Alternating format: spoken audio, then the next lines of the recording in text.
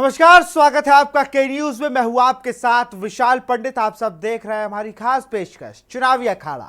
इन दिनों सियासत का यह अखाड़ा घमासान का सबक बना हुआ है। मौसम के तल्ख तेवरों के साथ ही सियासी पारा भी चढ़ता जा रहा है। फिलहाल आज हम आपके लिए लाए हैं अलग अलग लोकसभा सीटों की ताजा और गर्मा गर्म चुनावी चर्चा। इस कार्यक्रम में हम बात करेंगे चुनावी रणनीतियों, राजनीतिक दलों की चुनौतियों और जनता जनार्दन की अपने नेताओं से उम्मीदों की। तो देखिए हमारा खास कार्यक्रम चुनावी अखाड़ा। और सबसे पहले बात करेंगे यूपी की हॉट सीटों के रण की। अमेठी रायबरेली कांग्रेस की परंपरागत सीटें हैं। अमेठी रायबरेली में कांग्रेस ने प्रत्याशी तय नहीं किए हैं। दोनों सीटों पर पांचवें चरण में 20 मई को वोटिंग होनी है, जबकि 26 अप्रैल से 3 मई तक नामांकन होना तय हुआ है। अब कौन प्रत्याशी होगा? गांधियों का गढ़ कही जाने वाली इस सीट पर कांग्रेस का झंडा लेकर कौन आएगा, इस रिपोर्ट में देखिए। यूपी की हॉट सीटों के रण की सियासी रणनीति। अमेठी रायबरेली कांग्रेस की परंपरागत सीटें। हालांकि 2019 के चुनाव में अमेठी में कांग्रेस को हार का सामना करना पड़ा था। इस बार भी बीजेपी ने फिर से स्मृति ईरानी को मैदान में उतारा है। कांग्रेस ने अभी तक अपने उम्मीदवारों की घोषणा नहीं की है। रायबरेली में अब तक ना बीजेपी और ना कांग्रेस ने उम्मीदवार घोषित किए हैं। इन दोनों सीटों पर पांचवें चरण में 20 मई को वोटिंग होनी है। 26 अप्रैल से 3 मई तक नामांकन भरे जाएंगे। कौन लड़ेगा चुनाव? उत्तर प्रदेश की हॉट सीटों अमेठी और रायबरेली से कौन चुनाव लड़ेगा, अब तक कांग्रेस की तरफ से इसका ऐलान नहीं किया गया है। अमेठी से राहुल गांधी चुनाव लड़ते आए हैं, जबकि रायबरेली सोनिया गांधी की सीट रही है। सोनिया गांधी राज्यसभा पहुंच गई हैं, इसलिए इस बार वो यहां से चुनाव नहीं लड़ेंगी। ऐसे में अमेठी और रायबरेली सीट को लेकर सस्पेंस बना हुआ है। लोकसभा चुनाव के पहले चरण के लिए 19 अप्रैल को वोट डाले जाएंगे। ऐसे में राजनीतिक पार्टियां जोर शोर से चुनाव प्रचार में जुटी हैं। भाजपा के नेतृत्व वाला एनडीए गठबंधन 400 से ज्यादा सीटों पर जीत का दावा कर रहा है, तो वहीं विपक्षी पार्टियां सत्ताधारी दल पर जुमलों की सरकार होने का आरोप लगा रही हैं। और उनका कहना है कि लोकतंत्र में जनता तय करेगी कि कौन कितनी सीटें जीतेगा। इसी बीच कांग्रेस से जुड़े सूत्र बताते हैं कि अमेठी से राहुल गांधी चुनाव लड़ सकते हैं। बताया जा रहा है कि वायनाड में वोटिंग के बाद राहुल गांधी खुद इस पर फैसला लेंगे। आपको बता दें कि वायनाड में 26 अप्रैल को वोटिंग होनी है। राहुल गांधी यहां से उम्मीदवार हैं। वायनाड में वोटिंग के बाद राहुल फैसला करेंगे कि वो अमेठी से लड़ेंगे या नहीं। लंबे समय से कांग्रेस का अमेठी और रायबरेली दोनों सीटों पर कब्जा रहा है, लेकिन बीते चुनाव में अमेठी सीट पर कांग्रेस को हार मिली थी। अब इस सीट से कौन चुनाव लड़ेगा, इसको लेकर अभी तक पत्ते बंद है। अमेठी और रायबरेली से राहुल और उनकी बहन प्रियंका गांधी वाड्रा मैदान में होंगी या नहीं, इस पर कांग्रेस के कुछ नेताओं का कहना है कि यह रणनीतिक चुप्पी है। हालांकि सबसे दिलचस्प बात यह है कि महाराजगंज, देवरिया, बंसगांव और वाराणसी जैसी सीटों पर पार्टी पहले ही उम्मीदवार घोषित कर चुकी है, जहां अंतिम चरण में 1 जून को मतदान होना है। अमेठी और रायबरेली से उम्मीदवार न घोषित होने को लेकर पार्टी के अंदर अलग अलग राय हैं। एक धड़ा मानता है कि इस पर कोई अनिश्चितता या भ्रम नहीं है कि राहुल प्रियंका को यूपी से चुनाव लड़ना चाहिए, क्योंकि देश की सत्ता की यात्रा में हिंदी भाषी राज्य बेहद जरूरी है और इसकी घोषणा सही समय पर की जाएगी। कहा जा रहा है कि गांधी परिवार अमेठी और रायबरेली से नहीं लड़ेगा तो बीजेपी को कैंपेन के लिए एक मुद्दा मिल जाएगा कि वो यहाँ से भाग गए, क्योंकि वो उत्तर प्रदेश में अपनी जीत को लेकर आश्वस्त नहीं थे। रॉबर्ट वाड्रा चुनावी मैदान के लिए कितने मुफीद? हालांकि अमेठी से प्रियंका गांधी के पति रॉबर्ट वाड्रा ने भी चुनाव लड़ने में दिलचस्पी दिखाई है। हालांकि कांग्रेस में रॉबर्ट वाड्रा की भागीदारी के खिलाफ आवाजें भी उठी हैं। यहां तक कि उनके राजनीतिक काबिलियत पर भी सवाल उठ रहे हैं। कांग्रेस नेता व पूर्व रक्षा मंत्री AK एंटनी से जब पूछा गया कि क्या रॉबर्ट वाड्रा उम्मीदवार होंगे, तो उन्होंने संकेत दिया कि ऐसा नहीं होगा। पूर्व रक्षा मंत्री ने कहा कि देश की धर्मनिरपेक्ष पार्टियों को गांधी परिवार पर पूरा भरोसा है। बता दें कि अमेठी से बीजेपी की ओर से केंद्रीय मंत्री स्मृति ईरानी फिर से चुनाव लड़ रही हैं। अमेठी के लोगों को लग रहा है कि उन्होंने गलती की कि स्मृति जी को जिताया और राहुल को वहाँ से जो भी है कि कोई और कंस्टिट्यूंसी ढूंढनी पड़ी या जो भी है, पर मुझे लग रहा है कि वो चाहते हैं कि गांधी परिवार का कोई भी सदस्य वापस आए, वहाँ वो भारी बहुमत से जिताएंगे। यहाँ तक कि वो मेरे से भी प्रेरणा करते हैं और आशा करते हैं कि मैं वहाँ अपना पहला कदम अगर राजनीति में रखता हूँ और सांसद बनने की सोचता हूँ तो मैं अमेठी को ही रिप्रेजेंट करूँ, क्योंकि मैंने 99 से अपनी जो प्रचार प्रियंका के साथ शुरू किया वो अमेठी में ही था। देखो, ऐसा है कि मोदी जी के आने के बाद कई गढ़ जो है वो आज गड्ढे में चले गए हैं। कुछ लोगों को लगता था कि ये हमारा गढ़ है, अमेठी को, रायबरेली को तो इस परिवार ने जो है च्युइंगम की तरह चबाया और चलता बनाया। वहाँ के लोगों को न उनका विकास किया, न उनके बारे में विश्वास पैदा करने की कोशिश की। उनका आज जो है वो एक माहौल बदला है। अमेठी में आज परिवर्तन का माहौल आया है। आज विकास की जो है वो रोशनी दिखाई पड़ रही है। तो अब इनकी तो हिम्मत है नहीं, कोई प्रॉक्सी ही अपना परिवार का खड़ा कर देंगे। कांग्रेस महासचिव KC वेणुगोपाल ने मीडिया से बात करते हुए कहा है कि जब प्रधानमंत्री केरल आते हैं तो वे केरल की तारीफ करते हैं, जब वे उत्तर भारत में होते हैं तो वे दक्षिण भारत की बुराई करते हैं। भाजपा का ये मिशन इंडिया काम नहीं करेगा, खासकर दक्षिण भारत में। KC वेणुगोपाल ने कहा कि जब से चुनाव प्रचार शुरू हुआ है तब से पूरे देश में हमारी स्थिति बेहतर हुई है। हमें खबरें मिल रही हैं कि कांग्रेस और विपक्षी गठबंधन अच्छा कर रहा है। लोगों को एहसास हो गया है कि भाजपा की जुमला सरकार है। लोगों ने जो उम्मीद की थी ये सरकार उसे पूरा नहीं कर पाई। हर क्षेत्र में लोग परेशान हैं। कांग्रेस की गारंटी को लोग पसंद कर रहे हैं और इसकी चर्चा हो रही है। कोई भी चुनाव से पहले ये कैसे कह सकता है कि वो कितनी सीटें जीतने जा रहा है, ये जनता तय करती है।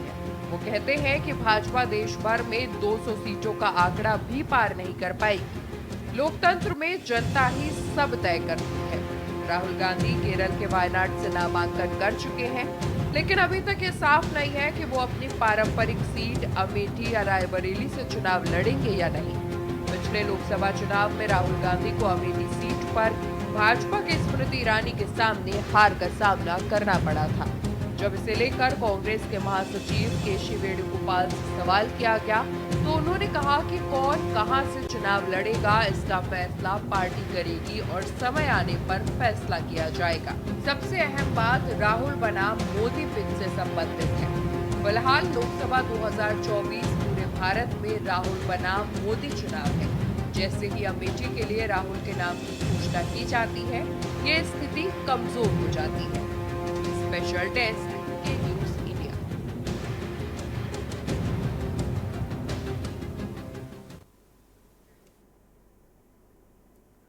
दिल्ली NCR का सियासी तापमान बढ़ चुका है। गाजियाबाद सीट पर कांटे की टक्कर देखने को मिल रही है। बता दें कि इस सीट पर 2009 से लगातार बीजेपी का कब्जा है। बीजेपी से पूर्व मंत्री अतुल गर्ग मैदान में है, तो वहीं कांग्रेस नेता डॉली शर्मा से कड़ा मुकाबला है। इस रिपोर्ट को देखिए।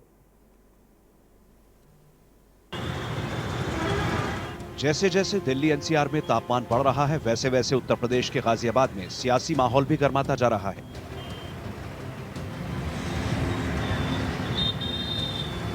– 2008 में परिसीमन के बाद गाजियाबाद लोकसभा क्षेत्र में लोनी, साहिबाबाद, गाजियाबाद शहर, मुरादनगर और धौलाना विधानसभा सीट शामिल है। –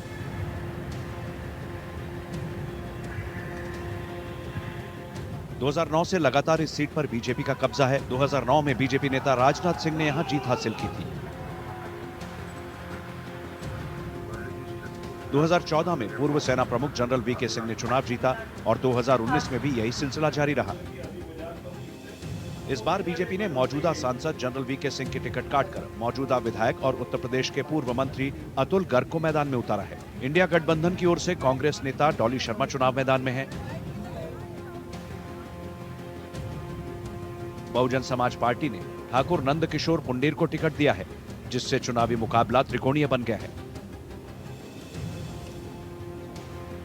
बीजेपी प्रत्याशी को उम्मीद है कि विकास कार्यों के दम पर इस बार भी गाजियाबाद में कमल ही खिलेगा। विरोधी जो आरोप लगाते हैं वो कुछ तो अखबारों में लगा रहे हैं, अच्छा कुछ तो लोग कहेंगे बेचारे अच्छा वो वोट क्या कह के मांगेंगे। तो अब राष्ट्रीय स्तर पे चुनाव हो रहा है, वो आरोप कभी कभी मेरे ऊपर भी लगा देते हैं। तो अब बाकी जनता के बीच में तो कोई बात एक ने भी आज तक नहीं कही। पिछले 10 सालों में इतना विकास गाजियाबाद का हुआ है और पूरे देश में भी हुआ है, ठीक। तो वो यात्रा अभी जारी है और आगे भी जारी रहेगी। भाई ये तो हमारे यहाँ की जो है सेफ सीट है और आज से नहीं काफ़ी समय से जो है लगातार चली जा रही है। हमें पूरी उम्मीद है कि जो है हम इस बार भी जो है पूरी लीड कर रहे हैं और 5 लाख प्लस से ही जो है हम इस बार भी उम्मीद कर रहे हैं कि जो है हम आगे जाएंगे। पूरी तरह से हम तो संतुष्ट हैं, हमें यहाँ कहीं कोई परेशानी है नहीं किसी से। कांग्रेस अपने चुनावी अभियान को महिला, शिक्षा, सुरक्षा, स्वास्थ्य और स्वच्छता जैसे बुनियादी मुद्दों पर आगे बढ़ा रही है। कांग्रेस उम्मीदवार का कहना है कि बीजेपी के 15 साल के शासन के बाद भी गाजियाबाद में बुनियादी मुद्दों के विकास की भारी कमी है। जो बेसिक लोकल गाजियाबाद के मुद्दे हैं, शिक्षा, स्वास्थ्य, स्वच्छता और सुरक्षा, यही हमारे सबसे पहले मुख्य मुद्दे हैं। क्योंकि गाजियाबाद में लगातार 15 साल से भाजपा के सांसद हैं, भाजपा के विधायक हैं, भाजपा के ही मेयर हैं, लेकिन उसके बाद भी आज भी भाजपा से लोगों को वो उम्मीद नहीं बची है कि वो लोगों को बेसिक सुविधाएं दे पाए। ना यहाँ अस्पताल मिले हैं, ना यहाँ पर स्कूल मिले हैं, डिग्री कॉलेजेस मिले हैं और ना ही यहाँ पर जो है बेसिक सुविधाएं मिली, जिससे खोड़ा और बहुत सारे इलाके आज भी ऐसे हैं जहाँ पानी नहीं है और अगर है तो गंदा पानी है। 2024 के लोकसभा चुनाव में कांग्रेस के प्रत्याशी डॉली शर्मा जी भारी मतों से विजयी होंगी। कांग्रेस ने युवा प्रत्याशी के रूप में डॉली शर्मा दिए हैं, जो पढ़ी लिखी और युवा हैं और हर मुद्दे पर वे क्षेत्र के साथ हमेशा जुड़ी रहती हैं। दूसरी तरफ बहुजन समाज पार्टी महंगाई, बेरोजगारी और ज्यादा टैक्स के मुद्दों को आगे बढ़ा रही है। मुख्य मुद्दा है महंगाई इस सरकार में चरम सीमा पर है। जो सिलेंडर 400 रुपये का दे सकते थे गैस का, वो 1000 रुपये का दिया। एक चीज़ और आई है जो हम यहाँ क्षेत्र में घूमे हैं कि भाई खाने की सभी चीज़ों पे टैक्स लग गया है और जो बच्चों की पढ़ने की किताबें हैं उनमें भी टैक्स लग गया है, तो उनमें भी हम सुधार करेंगे। मुद्दे हैं वो इस तरीके का है, जैसे कि हाउस टैक्स हो गया और पुराने जो सांसद रहे हैं वो कभी मिले नहीं किसी से। कोरोना काल में कभी जो हमारे अब जो प्रेजेंट में सांसद लड़ रहे हैं वो कभी नहीं किसी से मिले और उन्होंने फ़ोन बंद कर लिए। और सबसे बड़ी बात है यहाँ पे एक बेरोज़गारी ज़्यादा होगी, क्योंकि यहाँ पे रोज़गार रहा नहीं। जो फैक्ट्रियाँ बड़ी थी, अगर चाहती गवर्नमेंट तो उस फैक्ट्रियों को चालू करती, यहाँ के युवाओं को रोज़गार मिलता, लेकिन ऐसा कुछ नहीं है। गाजियाबाद के शहरी इलाकों में रहने वाले लोग बीते 10 साल में हुए विकास कार्यों से संतुष्ट नजर आ रहे हैं। हमारे क्षेत्र में पीछे रैपिड रेल जो है मेरठ से मोदीपुरम तक जो है वो पूरी होने जा रही है। मोदी नगर तक तो हो गई और बाकी आगे भी हो जाएगा। और मेन जो है हमारे NH हाईवे जो है वो मेरठ तक जो है आगे तक जो है वो 8 लेन का बना है, वो उससे भी लोगों को बहुत सुविधा हुई है। और हमें एयरपोर्ट तक जाने में पहले हमारे 2-2 ढाई घंटे लगते थे, हम 45-50 मिनट में हम पहुंच जाते हैं। 2014 के पहले लाइटों का जो हिसाब किताब था 7-7 घंटा 8-8 घंटा लाइट भूल रहती थी। अब हमारे पास तो लाइट जाने का कोई संभावना ही रहता है, गई भी तो 2-4 मिनट के लिए जाती है फिर आ जाती है लाइटों का। लाइट में तो बहुत अच्छा सुधार है। बाकी पानी का भी जगह जगह जो है नलकूप जो है गवर्नमेंट ने नलकूप लगा रखा है, अनऑथराइज्ड कॉलोनी में भी लगा रखा है, जो शाम सुबह उनको पानी की सुविधा बहुत ज़्यादा पर्याप्त मात्रा में मिलता है। गाजियाबाद में 2024 आम चुनाव के दूसरे चरण में 26 अप्रैल को वोट डाले जाएंगे और नतीजे 4 जून को आएंगे।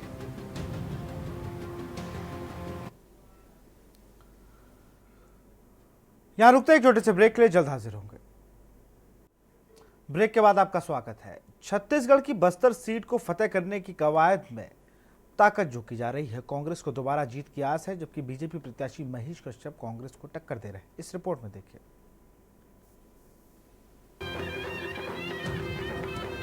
बस्तर लोकसभा सीट छत्तीसगढ़ के 11 निर्वाचन क्षेत्रों में से एक है। ये सीट अनुसूचित जनजाति के उम्मीदवारों के लिए रिजर्व है। कांग्रेस ने कोंटा विधानसभा क्षेत्र से अपने विधायक कवासी लखमा को बस्तर लोकसभा सीट पर उम्मीदवार बनाया है। वे बीजेपी के टिकट पर मैदान में उतरे महेश कश्यप को चुनौती देंगे। लखमा ने महेश कश्यप को बाहरी बताते हुए कहा कि कांग्रेस नेता राहुल गांधी के जनता से किए उन्हें आसानी से जीत दिला देंगे। राहुल गांधी ने एक महिला को और एक नौजवान को 1-1 लाख रुपए देगा, लिख के गारंटी दिया है। हिंदुस्तान में कोई भी नेता लिख के गारंटी नहीं देता है। तो 1-1 लाख मिलेगा, पढ़ा लिखा लड़के को 1 लाख मिलेगा, वो किसान को 6,000 मिलेगा, 72,000 साल में मिलेगा, वो मुद्दा है। लखमा ने कांग्रेस पर सोमवार को बस्तर की रैली में प्रधानमंत्री नरेंद्र मोदी की तरफ से लगाए गए भ्रष्टाचार के आरोपों का जवाब दिया। उन्होंने कहा कि बीजेपी अपने ट्रैक रिकॉर्ड से लोगों का ध्यान हटाना चाहती है। ये मोदी जी के एक हिंदुस्तान के पहला प्रधानमंत्री होगा। अपना काम नहीं गिना, काली प्रतिपक्ष नेता क्या बोला, सिर फूटो मुंड फूटो। इसलिए ये कितना भी झूठ बोले, यहाँ के लोग पसंद अभी मोदी का गारंटी को पहले हो चुका है, पुराना हो चुका है। बस्तर लोकसभा सीट को बीजेपी का गढ़ माना जाता था। वो 1988 से लगातार 6 बार इस सीट पर कब्जा कर चुकी है। हालांकि 2019 में कांग्रेस ने यहां जीत हासिल की थी। छत्तीसगढ़ में 11 लोकसभा सीटों के लिए 3 चरणों में वोट डाले जाएंगे। बस्तर लोकसभा सीट पर 19 अप्रैल को वोटिंग होगी।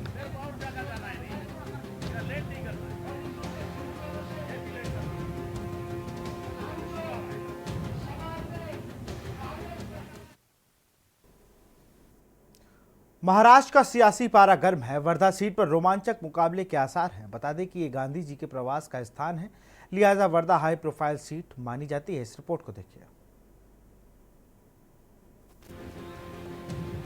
महाराष्ट्र के 48 लोकसभा क्षेत्रों में से एक वर्धा बहुत हाई प्रोफाइल सीट है। सेवाग्राम आश्रम के लिए मशहूर वर्धा में महात्मा गांधी ने अपने जीवन के अंतिम कुछ साल बिताए थे। इसी वजह से यहाँ आने वालों का तांता लगा रहता है। करीब बापूजी 10 साल यहाँ पे रहे हैं। 1936 में यहाँ पे आए, आश्रम की स्थापना हुई और आज़ादी के आंदोलन के साथ साथ कई अनेक प्रयोग गांधी जी ने यहाँ पे किए हैं। तो गांधी जी के जो 18 रचनात्मक जो कार्य थे, उनकी नींव भी इसी सेवाग्राम आश्रम से हुई है। वर्धा सीट को पहले कांग्रेस का गढ़ माना जाता था, क्योंकि 1952 से 1989 तक ये सीट कांग्रेस के हाथ में ही रही थी। 2014 में बीजेपी के रामदास तडस ने कांग्रेस को हराया और यही सिलसिला 2019 में भी जारी रहा। इस बार बीजेपी ने लगातार तीसरी बार रामदास तडस पर भरोसा जताया है। मैंने 2014 से 2024 तक जो काम मैंने किया है, उसी को देख के मुझे तीसरी बार यहाँ पे उम्मीदवारी मिली है। मेरा जनसंपर्क बहुत बड़ा था, मेरा लोगों के प्रति जो रुझाव था वो बहुत अच्छा था। कोई भी मेरे पास आए, काम करके लेके जाते थे। दिल्ली में भी आए, वहाँ ठहरने की व्यवस्था, उनके खाने की व्यवस्था, सब व्यवस्था मैं करता था। उसी से मैं एक सर्वसाधारण एक एमपी करके लोगों तक पहुंचने का काम किया है। इंडिया गठबंधन से इस सीट पर एनसीपी के उमर काले चुनाव लड़ रही हैं। इस वजह से कांग्रेस कार्यकर्ताओं में थोड़ी नाराजगी है।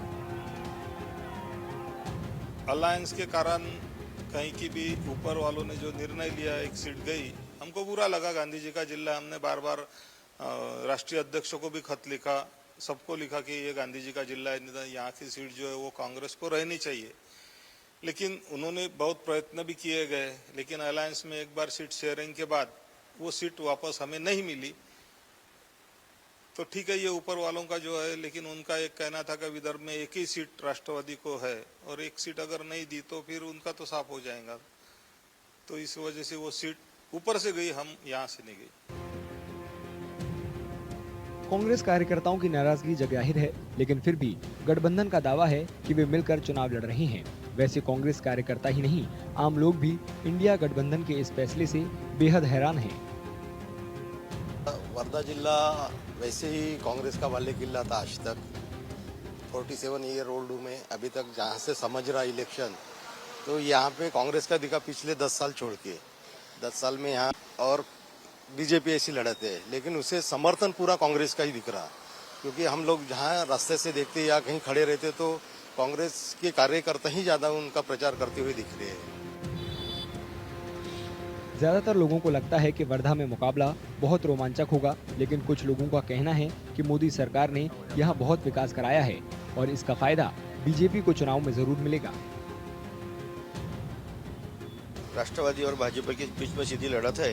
अगर कांग्रेस का पंजा यहाँ नहीं रहने की वजह से लड़त थोड़ी सी इजी हो गई है बीजेपी के लिए, मगर यहाँ पे अभी जो समीकरण चल रहा है वो कास्ट फैक्टर के ऊपर थोड़ा सा ज्यादा लोगों का ये दिख रहा है। और अगर कास्ट फैक्टर है भी, मगर मोदी जी को देखते हुए लोग उनके तो वोटिंग उनको ज्यादा करेंगे, ऐसा मेरा विश्वास है। एक तरफ विकास दिख रहा है, एक तरफ निष्क्रियता है। कांग्रेस में या राष्ट्रवादी में कोई भी लीडर अभी मौजूद नहीं है कि जो ये बागडोर संभाल सके। भाजपा का देखी जाए तो ऐसा है कि उन्होंने 3 तलाक, सब विकास का काम किया है, सब तरफ रोड बन रहे हैं। वर्धा देश में संतरे की खेती के लिए मशहूर है। संतरा किसानों का कहना है कि केंद्र सरकार की नीतियों से किसानों को कोई खास फायदा नहीं हुआ है। वर्धा मतदार संघ में संतरा की फसल बहुत बड़े पैमाने पे दी जाती। वो संतरा उत्पादकों को कोई सुविधा ये सरकार ने उपलब्ध नहीं की। संतरा के ऊपर प्रक्रिया करने वाला कोई प्रकल्प यहाँ पे तैयार नहीं हुआ। इस कारण से हमारे उत्पादन को उचित दाम नहीं मिलता। हम हर साल जो कृषि कर्ज लेते हैं उसके ऊपर 12% ब्याज लिया जाता। वो ब्याज की रकम शासन हमको वापस देने वाली थी, लेकिन वो दर साल मिलती ही नहीं, वो 2-2, 3-3 साल नहीं मिलती। वर्धा में आमतौर पर चुनाव शांति से हो जाते हैं, लेकिन फिर भी जिला प्रशासन की शांति और निष्पक्ष चुनाव कराने की पूरी तैयारी है।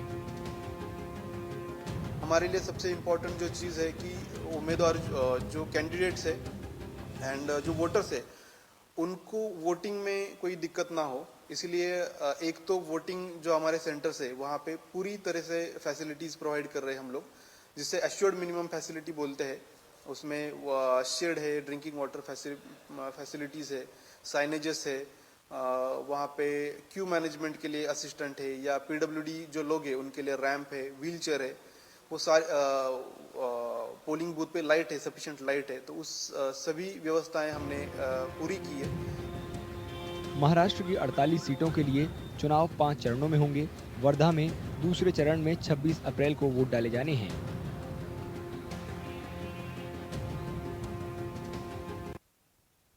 तो फिलहाल चुनावी अखाड़े में इतना ही। देखते रहिए के न्यूज़ इंडिया। नमस्कार।